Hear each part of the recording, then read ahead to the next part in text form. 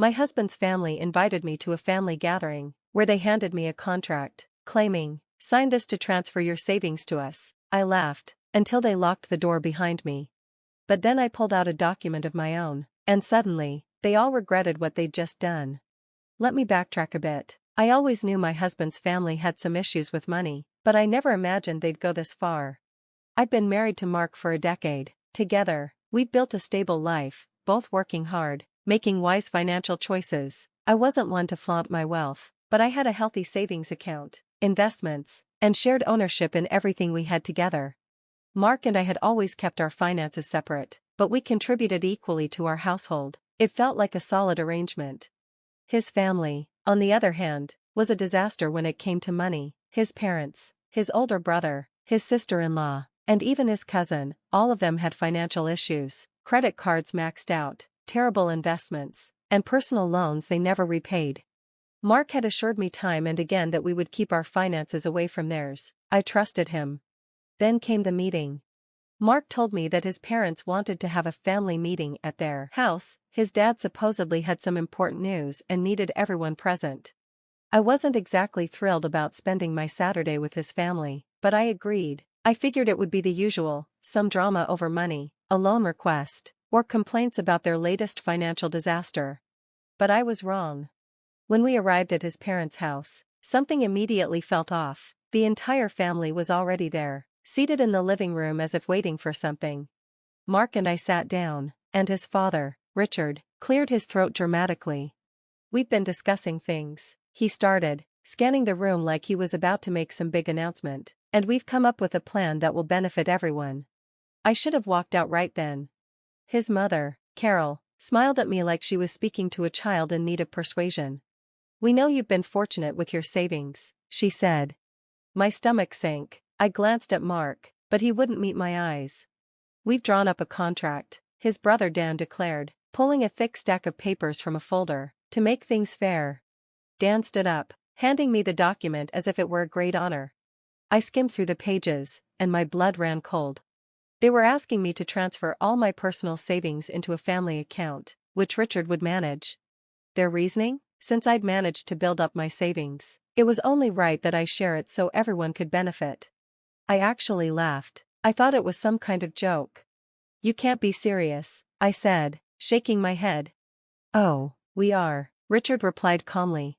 Dan folded his arms. "It's time for everyone to pitch in. You're part of this family, and families support each other." I glanced at Mark again, but he still wouldn't look at me. "That's ridiculous," I said, tossing the papers back on the table. "There's no way I'm signing this." That's when Richard sighed dramatically, almost as though he was disappointed in me. Then, with unsettling calm, he stood, walked to the front door, and locked it. Carol, still smiling, said, "We were hoping you'd just sign it, but if you need some time to think it over, that's fine." Dan grabbed the contract and placed it back in my lap. "Take another look, carefully."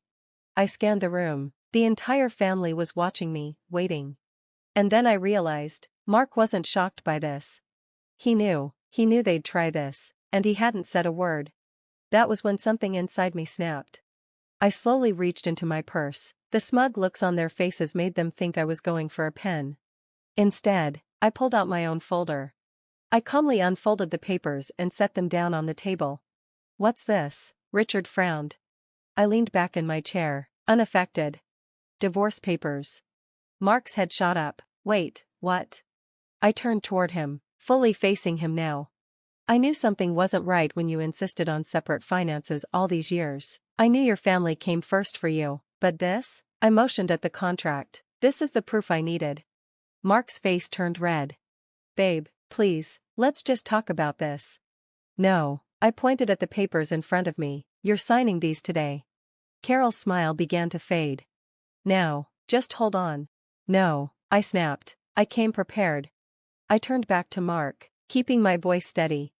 "I met with my lawyer 2 weeks ago. The house? It's in my name. The car? Also mine. The savings? You were never on the account. You don't have access to a single dime of my money." Richard's face turned purple. "You ungrateful." "Careful," I warned. "I also have a restraining order ready, in case anyone here tries to harass me after today." The room fell silent. Then Dan scoffed. You wouldn't actually go through with this. I pulled out my phone. I'll call my lawyer right now. Mark swallowed hard. Please, don't do this. I raised an eyebrow. Why, so you and your family can bleed me dry? So I can keep funding their poor decisions for the rest of my life? I gestured at the contract still sitting there. You thought I'd sign this? His mother began to cry. His father shook with rage. His brother looked like he wanted to punch something. But I didn't care. I was done, and I wasn't leaving without a fight. The tension in the room was thick. Mark's family sat frozen, staring at me like I'd just pulled a loaded weapon instead of divorce papers. Mark finally broke the silence. Babe, let's talk in private. I scoffed. Oh, now you want privacy? You had no issue cornering me in front of everyone else. You thought locking me in here would intimidate me into submission? I shook my head. No, we're doing this right here, right now. Carol wiped at her fake tears. You don't understand, dear. This is what families do, we share. I laughed bitterly. Funny, because in 10 years, not once has anyone in this room shared anything with me, except their problems. Richard clenched his jaw, his fists white-knuckled against the chair's armrests. You're making a huge mistake. If you walk out of that door, you won't be welcome here again. I smirked. Oh no, how will I ever survive? Dan sneered. You think you're so clever, don't you? But Mark won't sign anything. He's not that stupid. I turned to Mark, who was still eyeing the divorce papers like they were poisonous. You're signing them, I told him, because if you don't, you'll regret it more than you can imagine. His eyes widened in shock. Are you threatening me? I leaned in slightly. No, Mark, I'm warning you. His hands started shaking. What Mark and his family didn't know, what Mark didn't know, was that I had more than just divorce papers in that folder. I pulled out another set of documents and placed them on top of the divorce papers. What's this? Mark asked, his voice full of uncertainty. I smiled coldly. Oh, just evidence of your little side projects. His face drained of color. I turned to his family, speaking slowly. Would you all like to know how Mark has been siphoning money from your accounts over the years? Richard leaned forward, his eyes widening. What the hell are you talking about? I tapped the papers. Bank statements, transfers, fake investments. Mark has been skimming from all of you. Mark shot out of his seat. That's a lie. I crossed my arms. Is it? Because I have the proof, and if you want to challenge me, I'll be happy to take this to the authorities. Carol gasped, and Dan immediately grabbed the papers, scanning them with fury building in his eyes. No, no way, he wouldn't, but his gaze froze on a particular transaction. His fingers clenched the papers tightly. You liar. Mark stiffened instantly. Dan, listen, I can explain. But Dan was already up, fists clenched in anger. You took my money, my kids' money. You told me you were investing it for us. Hold on, Richard growled, snatching the papers from Dan's hands. His face darkened as he flicked through them. Is this why my loan got turned down? Because you drained the emergency fund? Carol burst into fresh tears. You told me you needed that money for our mortgage. Pandemonium broke out. Mark was scrambling to defend himself, but his family wasn't listening anymore. They were all shouting, accusations flying, rage boiling over. I stayed seated and watched it all unfold, because I already knew. I'd known for some time that Mark had been lying, not just to me, but to all of them. The suspicious money transfers, the stories that didn't add up, a little research, and I uncovered the truth. Mark had been stealing from his own family for years. And they hadn't known, until now. The yelling got louder, but I calmly stood and grabbed my purse. Mark turned to me, eyes pleading. You set me up. I tilted my head. Did I? Or did you do this to yourself? He lunged toward me, but before he could reach me, Dan shoved him back with enough force to send him stumbling. You're done, Dan snarled. We're taking you to the police. Mark looked around, frantic, realizing he was completely isolated. Mom. Dad, you can't do this to me. Carol, still crying, shook her head. You did this to yourself, Mark. I unlocked the door and stepped outside. Before I left, I looked back at him one last time. Oh, and Mark? He looked up, eyes wide with panic. I smiled. Consider this my contribution to the family. Then I walked out, leaving him to face the music. I walked away feeling lighter than I had in years, but I knew it wasn't over. Mark wouldn't give up without a fight. I headed straight to my lawyer's office to officially file for divorce. The quicker I cut ties with him, the better. As I parked, my phone buzzed with a barrage of messages from his family. Carol, we need to talk. Call me now. Dan, did you know about all of this? Richard, your lawyer? Seriously? You're making this worse. I ignored them. They weren't my problem anymore. But then an unknown number popped up. Unknown, you think you've won. I stared at the screen, my heart racing. I knew who it was. Mark. I didn't respond. Instead, I forwarded the message to my lawyer and walked into his office to finalize everything.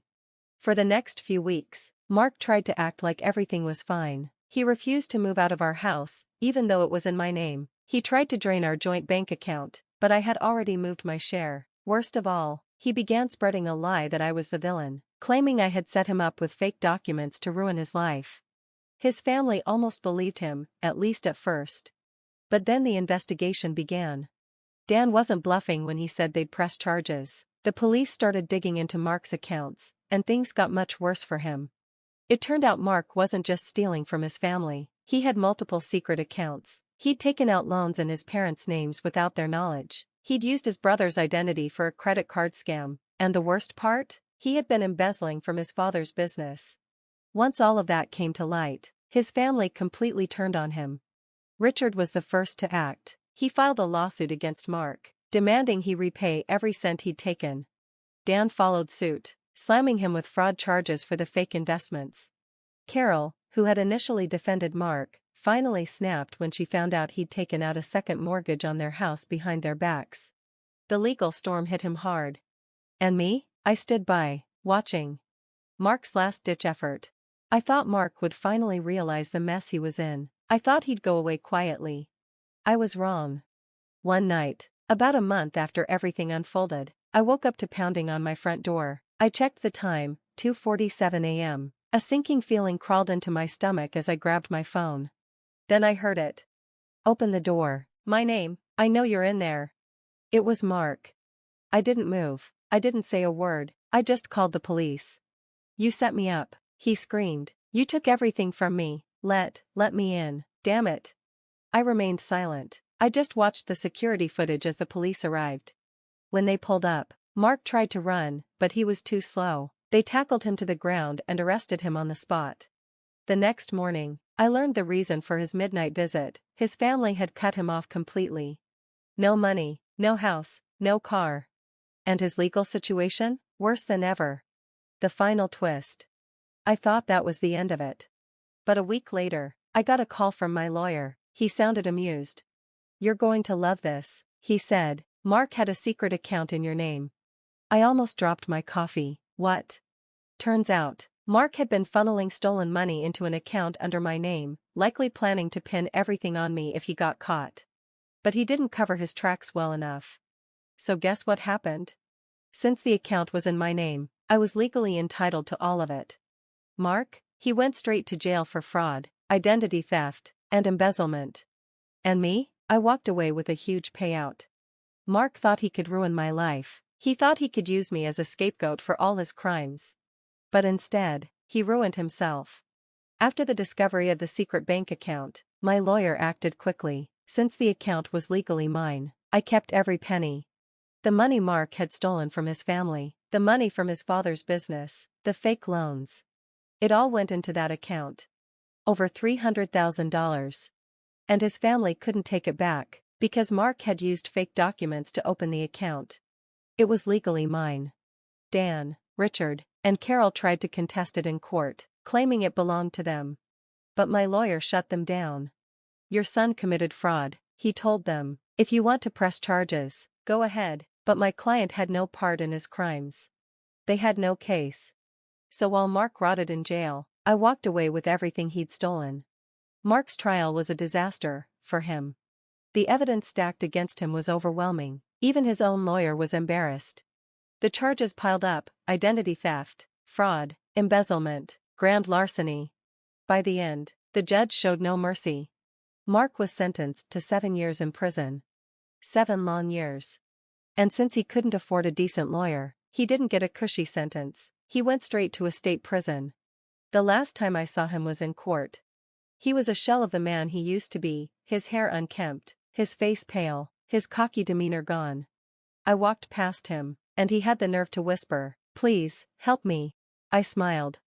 "You think I ruined your life?" I leaned in and whispered back, "You did this to yourself." Then I walked out, without a second glance. The best part? Remember that house he refused to move out of? I sold it, at a huge profit. And the car he thought he could take from me? Sold that too. Thanks for watching, and stay tuned for the next video.